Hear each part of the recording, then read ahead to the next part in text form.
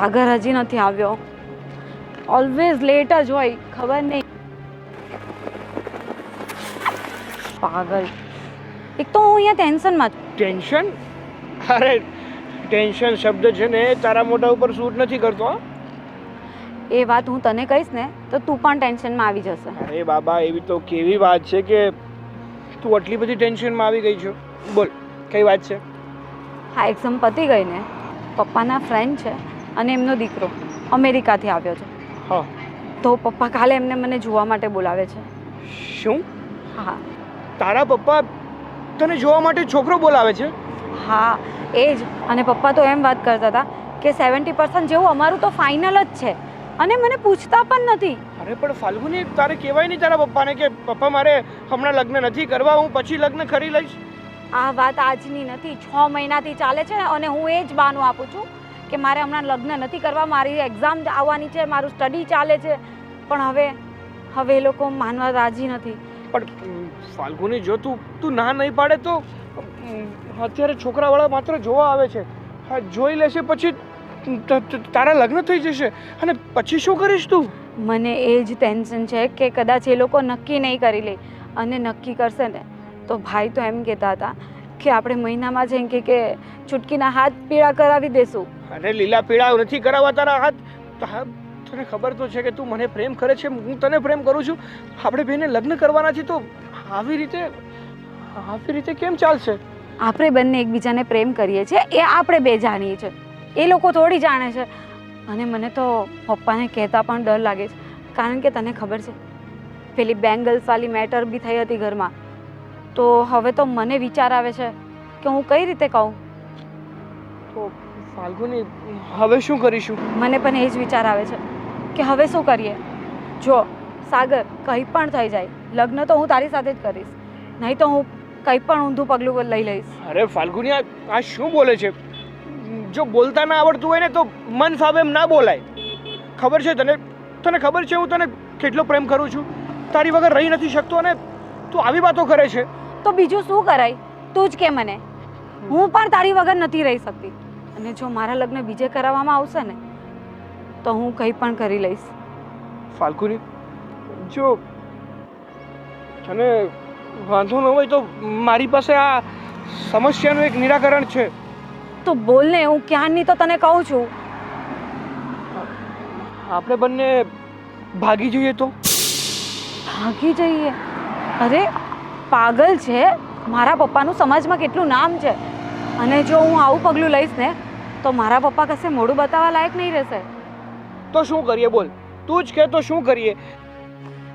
મને કંઈ સમજ નથી પડતી કે હવે આગળ શું કરીએ. એ તો વાંધો છે, એ માટે જ કહું છું કે હવે એક જ રસ્તો છે અને એ છે કે આપણે ભાગીને લગ્ન કરી લઈએ. બોલ, જો તું મને પ્રેમ કરતી હોય ને તો હવે વધારે ના વિચાર. આપણે ભાગીને લગ્ન કરી લઈએ અને આપણું નવું જીવનની શરૂઆત કરીએ. તું અને હું, બીજું કોઈ જ નહીં. જો ફાલ્ગુની, આપણી પાસે એક આ જ રસ્તો છે. આની સિવાય આપણી પાસે બીજો કોઈ રસ્તો નથી સાથે રહેવાનો. સારું, હું તારી સાથે રહેવા માંગુ છું તો મારે આ પણ કરવું પડશે. પણ તે કંઈ વિચાર્યું છે કે આગળ આપણે કરશું શું? જો ફાલ્ગુની, હા, ચિંતા ના કર, એ બધું થઈ જશે. મને ભગવાન ઉપર ભરોસો છે કે બધું જ થઈ જશે. તું જા ઘરે અને મેં કીધું એ કે આપણે હવે ભાગી જવું છે. સારું.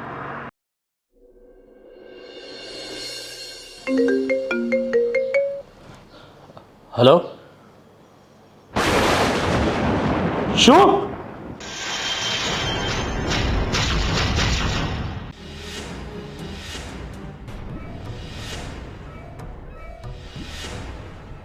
પપ્પા! રાધી, ભાભી, ક્યાં છો તમે લોકો? જલ્દી આવો. અરે શું વાત છે ધર્મેશ, કેમ રાડારાડ કરો છો? શું થયું છે? શું થયું? કેમ એટલી બૂમાબૂમ કરો છો? શું રાડારાડ કરો છો? શું કરો છો? શું નહીં? જુઓ ધર્મેશ, પહેલા શાંત થઈ જાઓ. શું વાત છે મને જરા કહેશો? હવે શાંત થવાની કોઈ જરૂર નથી. અરે પણ કઈ શું થયું છે કહીશ તો ખરા અમને.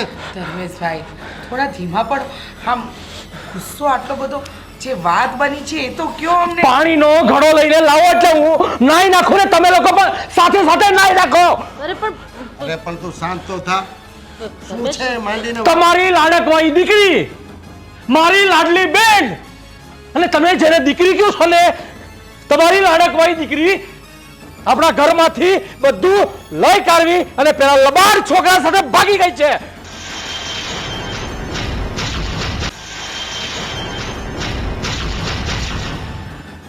હવે બીજું કઈ સાંભળવું છે તમારે? આવું ન બની શકે. આ કંઈક ખોટું તમને કોઈકે કીધું હશે. કોઈ ખોટું નથી કીધું. અને આ વાત તમારી લાડકવાઈ દીકરી છે, તમે દીકરી કહો છો ને, એને મને કીધું છે. પણ ગમે એમ તો એ તમારી બેન છે. અરે આવું ન બોલાય કે હું નાઈ નાખું ને આવું કરું. અરે બેન હતી, અત્યાર સુધી એ મારી લાડકવાઈ, મારો જીગરનો ટુકડો હતી. પણ હવે પછી આ ઘરમાં પપ્પા તમે કે તમે બંને કોઈ એક વખત પણ એ બેનનું નામ લીધું છે ને, તો મારાથી ખરાબ કોઈ નથી આ ઘરમાં, એટલું યાદ રાખી લેજો. આ બધો જ વાંક મારો છે.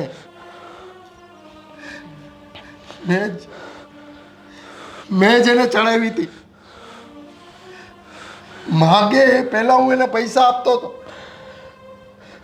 એશો આરામની જિંદગી મેં જેને આપી હતી ને, એટલે આમાં કોઈનો વાંક નથી.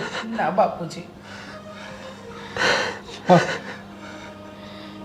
તમે રડો નહીં. આમાં તમારો શું વાંક? આપણા ઘરમાં એક જ તો છોકરી હતી. આપણને એમ હતું કે મારા સાસુ તો હાજર નથી, અમે બંને ભાભીઓ એને મા બનીને પ્રેમ આપીએ ને બધા શોખ પૂરા કર્યા, લાડકોરથી ઉછેર્યા.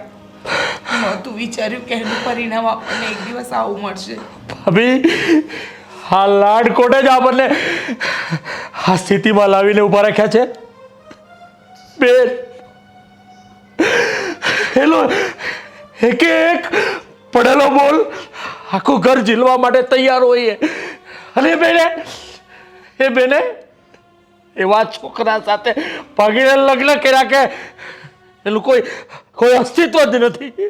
ધર્મેશ, સંભાળો તમારી જાતને. એ જ આપણી ભૂલ છે. સંભાળો ધર્મેશ. જે થવાનું હતું એ તો થઈ ગયું ને. હવે એને તમે બદલી તો નહીં શકો ને.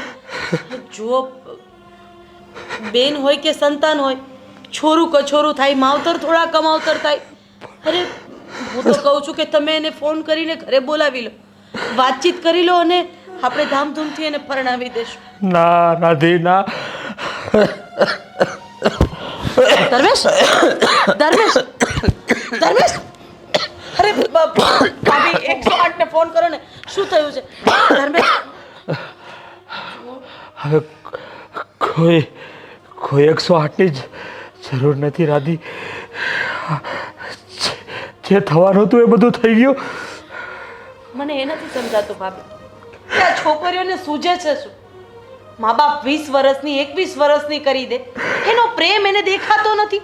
અને આવા લુખ્ખા લફંગા જે વ્યક્તિ માણસ કહેવાને લાયક નથી, જે પોતાના 2 ટકના ખાવાના ફાફા પડે છે, એ વ્યક્તિ સાથે પોતાનું ભવિષ્ય જોઈ લે છે. અને મા બાપને આવી હાલતમાં છોડીને જવાય એ તો સૌથી મોટું પાપ છે. પણ રાધી, આ છોકરીએ એક વાત તો સાબિત કરી દીધી છે કે તમે તમારી દીકરીને ગમે તેટલા લાડ લડાવો, ગમે તેટલી સાચવો, પણ આજકાલની આ દીકરીઓ શું પગલું ભરે ને કઈ નક્કી નથી. ધર્મેશ બેટા, એમાં આપણા માવતરનો પણ વાંક જ છે. છોકરો શું કરે છે, શું નથી કરતા, એનું આપણે ધ્યાન જ નથી રાખતું. ના પપ્પા, માવતરનો વાંક અરે માવતર તો પોતાના સંતાનને પોતાનો જીવ માને છે, એટલે એ જીવ માટે તો ચાહે જે કરવું પડે એ બધું કરે. માંગે એટલા રૂપિયા આપવા, હરવું ફરવું. અરે પણ આબરૂનો ઉમરો એને ઓળંગવો કે ન ઓળંગવો એ તો સંતાનના હાથની વાત છે ને. કોઈ મા બાપ એવું વિચારે કે મારી દીકરીને હું આટલી છૂટછાટ એટલે આપું કે એ પોતાની આબરૂ ઉપર કલંક લગાડીને વહી જાય? ના પપ્પા, તમે અને ધર્મેશ તમારી જગ્યાએ ખોટા નથી, પણ ફાલ્ગુની બેન એની જગ્યાએ 110% ખોટા છે. અને જેમ ધર્મેશે કીધું એમ એના નામનું નાઈ નાખવામાં જ મજા છે. ખરેખર વિશ્વાસ નથી બેસતો કે જેને આપણે આટલા લાડકોડથી ઉછેરીને મોટી કરી, એની એક એક જીત પૂરી કરી, એને આપણા સપનાઓ ઉપર પાણી ફેરવી દીધું. શું કહેતા હતા ધર્મેશ ખબર ભાભી? હું ને રાજીવભાઈ અને મારી આ ફાલ્ગુનીના લગ્ન થશે ને ત્યારે હસતા હસતા જવતલ હોમીશું. શું કામ ખબર છે? પેલીને ચીડવવા માટે. બાકી આ બે ભાઈઓ એવા ભાઈઓ હતા કે જ્યારે જવતલ હોમત ને તો રડતા રડતા કદાચ એના પ્રાણ પંખીરું ઉડી જાય. અને આ છોકરીએ એક વખત પણ એનો વિચાર ન કર્યો. અને આમ જોવા જઈએ ને તો દીકરી ભાઈ અને બાપનું તો અભિમાન છે. હા, આ લોકો એમને એમ નથી તૂટ્યા ને ભાભી. આજે એમનું અભિમાન તૂટ્યું છે, વિશ્વાસ તૂટ્યો છે અને સમાજની પ્રતિષ્ઠા તો બરબાદ થઈ ગઈ છે. કેવા કેવા સપના જોયા હતા કે ફાલ્ગુનીના લગ્ન કરીશ, ધામધૂમથી કરીશ, પપ્પા અને આ પરિણામ. પપ્પા તમે શાંત થઈ જાઓ. તમારી તબિયત ખરાબ થશે ને તો એક કરતા બે થશે. ભાભી પપ્પા એકદમ સાચું કે છે રાધી. હવે જે થવાનું હતું એ તો થઈ ગયું, એને આપણે નહીં બદલી શકીએ. જો એ અગર આપણી વગર જીવી શકતી હોય ને તો આપણે પણ એના વગર જીવવું પડશે અને જીવીશું. એને જો આપણી જરા પણ લાજ શરમ ન રાખી હોય, આપણા પ્રેમ, આપણા સંસ્કારોની કદર ન કરી હોય ને તો આપણે પણ એને ભૂલી જવામાં જ સાચું છે. હવે આજ પછીથી એનું નામ આપણા ઘરમાં એક પણ વખત ન લેવું જોઈએ, સમજ્યા?